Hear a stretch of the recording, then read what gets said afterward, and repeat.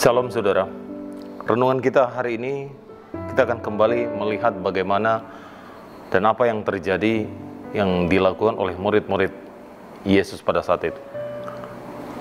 Yang lalu kita melihat bagaimana ketika Yesus terangkat ke surga dan memberikan sebuah perintah supaya mereka menjadi saksi Tuhan.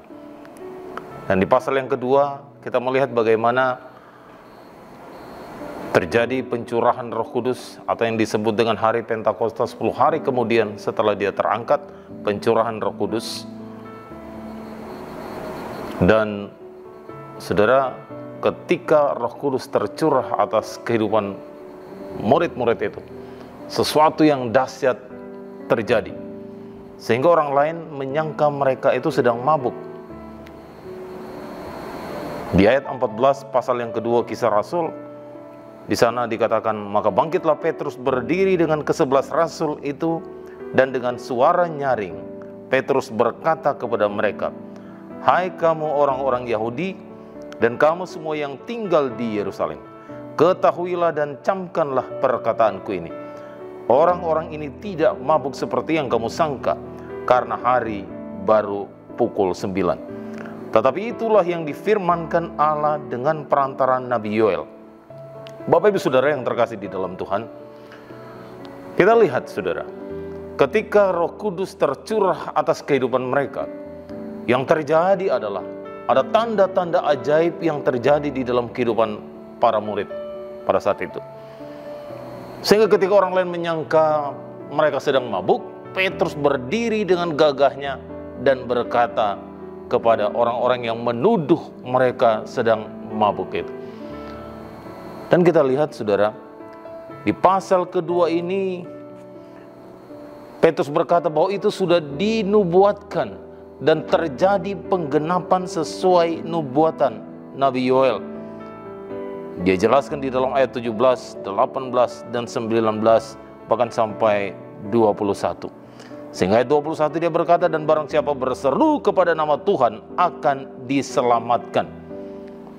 Perhatikan saudara, apa yang terjadi di dalam kehidupan murid-muridnya, khususnya Petrus. Waktu Roh Kudus dicurahkan kepada dia, dia menerima kuasa yang luar biasa itu saudara. Sesuai janji Tuhan kepada murid-muridnya bahwa mereka akan menerima kuasa. Kuasa itu sungguh nyata saudara, terjadi di dalam kehidupan jemaat pengikutnya pada saat itu. Sehingga ketika kita melihat di dalam ayat 41, LAI memberi judul cara hidup jemaat yang pertama. Di ayat 41 sampai ayat 47 kita melihat bagaimana kehidupan dan cara hidup jemaat mula-mula itu. Cara hidup jemaat mula-mula itu, Bapak Ibu Saudara, sebuah perkumpulan, sebuah komunitas yang sangat menarik saudara. Di dalam ayat 41 dikatakan orang-orang yang menerima perkataannya itu memberi diri dibaptis. Pada hari itu jumlah mereka bertambah kira-kira 3.000 jiwa. Saudara, dari khotbah Petrus, dari pernyataan Petrus yang berkuasa itu, oleh karena mereka menerima kuasa dari Tuhan, yaitu kuasa Roh Kudus, mereka dicurahkan Roh Kudus. Begitu banyak orang bertobat dan memberi diri mereka dibaptis. Ayat 42 dikatakan, maka mereka bertekun dalam pengajaran rasul-rasul dan dalam persekutuan, dan mereka selalu berkumpul untuk memecahkan roti dan berdoa. Dan ketakutanlah mereka semua, sedang rasul-rasul itu mengadakan banyak mujizat dan tanda-tanda. Ayat 44 dikatakan, dan semua orang yang telah menjadi percaya, mereka tetap bersatu.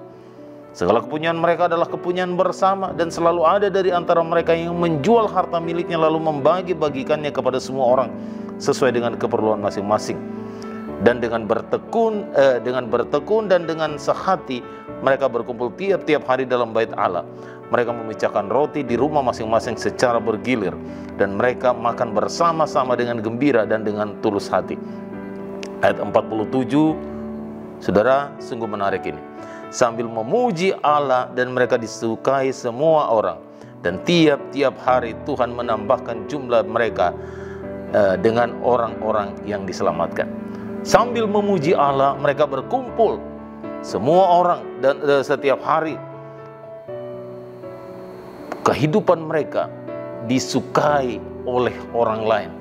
Semua orang melihat cara hidup mereka itu luar biasa menarik, saudara. Tidak seperti orang-orang lain di sekitar mereka.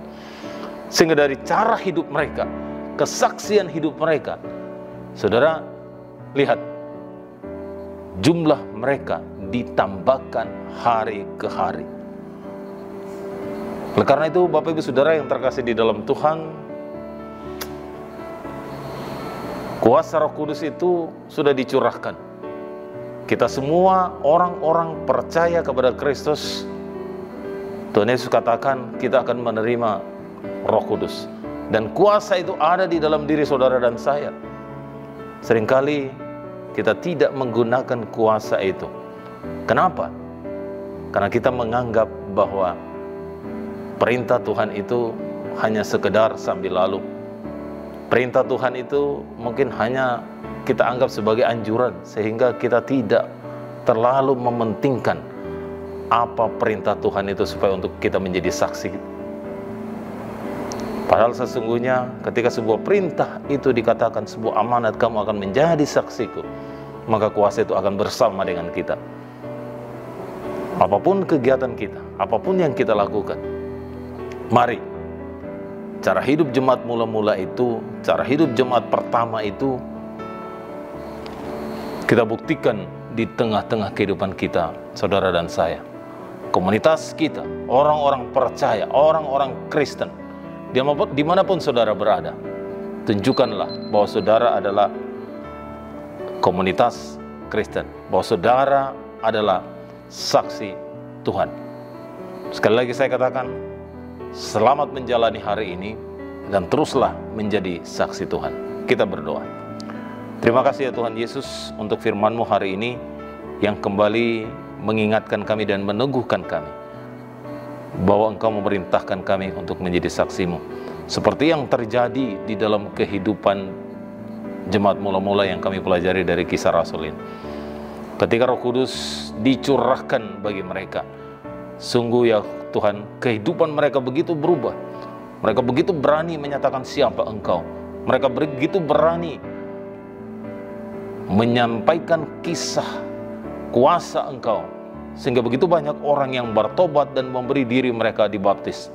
Bahkan dari kehidupan dan cara hidup mereka, mereka disukai oleh semua orang sehingga jumlah mereka bertambah.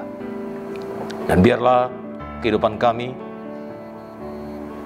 sungguh menjadi kehidupan seperti yang Tuhan perintahkan bagi kami, sehingga kehidupan kami dimanapun kami berada disukai oleh semua orang, dan orang-orang lain juga boleh mengenal Engkau ya Tuhan. Berkati kehidupan kami hari ini, berkati apapun yang kami akan lakukan, dan biarlah kami menjadi saksi-Mu yang berhasil di tengah-tengah dunia ini. Demi nama Tuhan Yesus kami berdoa. Amin.